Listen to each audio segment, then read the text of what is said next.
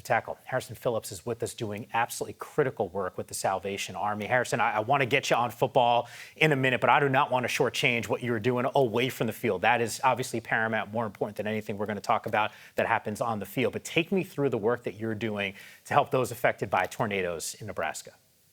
Yeah, absolutely. So you guys know Omaha, Nebraska is where I'm from, where my family is, where my in-laws are, all my people are. And so when we got the news that the tornadoes hit, obviously panic came in. And so I got back to Omaha as quickly as I could the following week. And I partnered up first with the Omaha Rapid Response.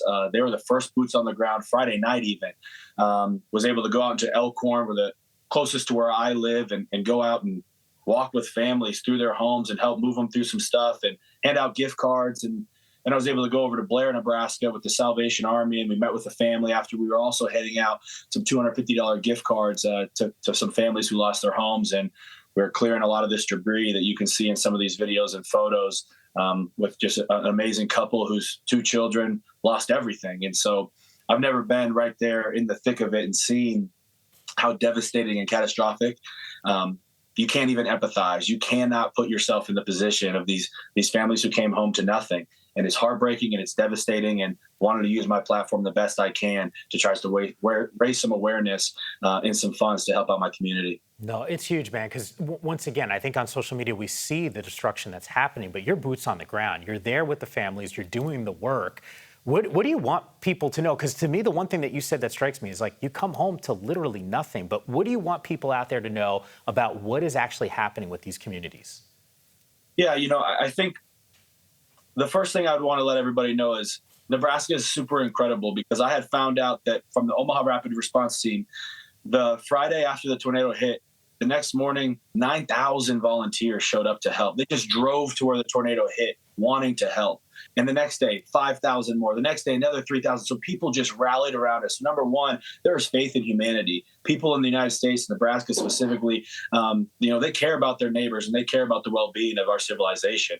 And then number two, no matter what you have, there's some things around your home. There's something extra that you can give to help when these disasters come up. Unfortunately, it was my community that just got struck with the last one, but we hear about them every so often. Almost every year, there's some type of natural disaster or catastrophe that shakes up the whole world. And sometimes Nebraska, Omaha, smaller area, I didn't want to be overlooked.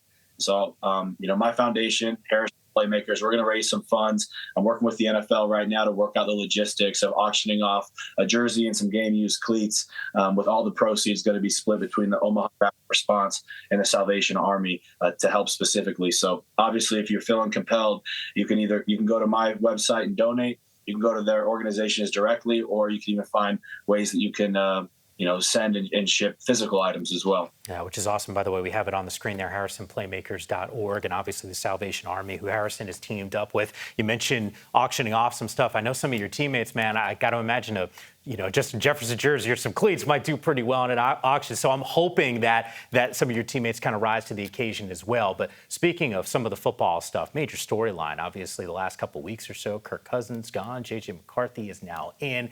Take me through this, man. From a football perspective, how does a team rally around, a rookie quarterback or maybe even a veteran guy like Sam Darnold?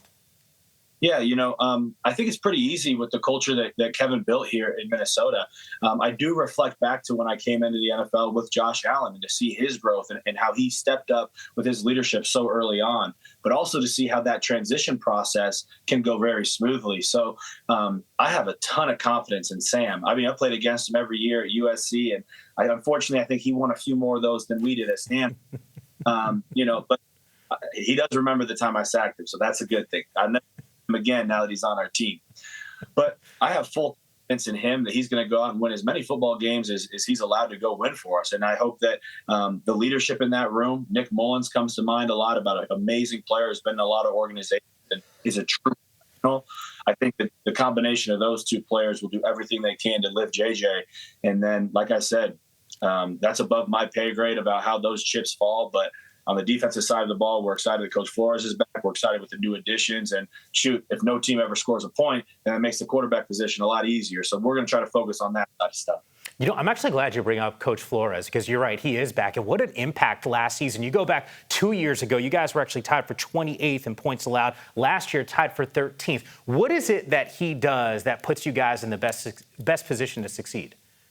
I think sometimes it's he doesn't get enough credit for the defensive mindset that he has. I mean, he's constantly playing chess, not checkers. And one of the things when people looked at our roster, it's a take that I don't agree with, but people might say that we're not the most talented defense out there. You know, we didn't send a ton of guys to the Pro Bowl each year. We don't have a ton of 12, 15, $20 million guys on our defense.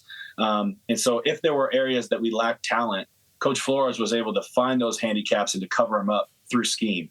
And you saw a lot of players have career years in this system because he doesn't see an X and an O. He sees a person there and knows that person's capabilities. And so it was cool to be a part of it, and super excited for what we can build on having another season. Yeah, I'm actually glad you bring up the people aspect of all this stuff. I think one of the coolest things, you know, I'm fortunate I get an opportunity to talk to a lot of you guys, and the fans want that access. Kirk Cousins, you did quarterback on Netflix, and I think it was sort of eye-opening. I became just a fan just watching that show. He's not, he's an actual person that's out there. How big of a loss is that inside that locker room? I know you're loving up some of the other guys, and rightfully so. They can play too, but Cousins is sort of the face of this franchise for a significant period of time.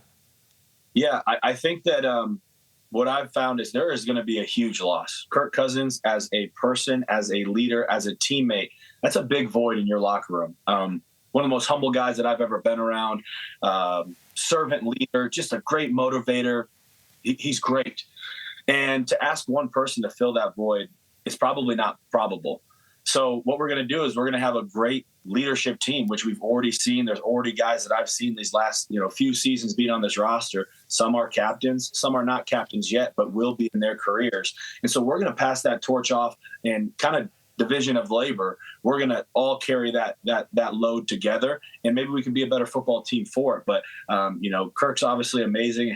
I've learned a lot from him in the leadership sides of things. And that's an area that I'm trying to step up and improve my game by working on my abilities. Well, I'll tell you this, your game pretty strong, because I got to imagine maybe the next time we get you on the show, it's not a small deal. I'm talking like massive contract extension for what you do on the football field. And more importantly, no, you can smile, man. I'm just saying it. You're like a game wrecker in such a dramatic way. So I know we're going to have a lot of conversations as the season goes on. What, you got something for me? Yeah, I was going to say, I call my position the fire hydrant at the dog show. Maybe has a job. No. That's not happening, because I've seen the names of the defensive tackles who are definitely not fire hydrants that are getting paid. I'm telling you. Hey, seriously, man, appreciate you giving us some time here. And more importantly, continue to do all the good work that you were doing. I know I can't even imagine what it's like for people to go home and not even have a home. I mean, I saw you picking up like bicycles and whatnot. It's a really sad state of affairs, obviously, for your home community. So I hope you guys crush it on the auction as well. And once again, man, looking forward to get you back on the show real soon. Thank you guys so much. It's an honor, and we'll take all the prayers we can get. Yeah, and donations.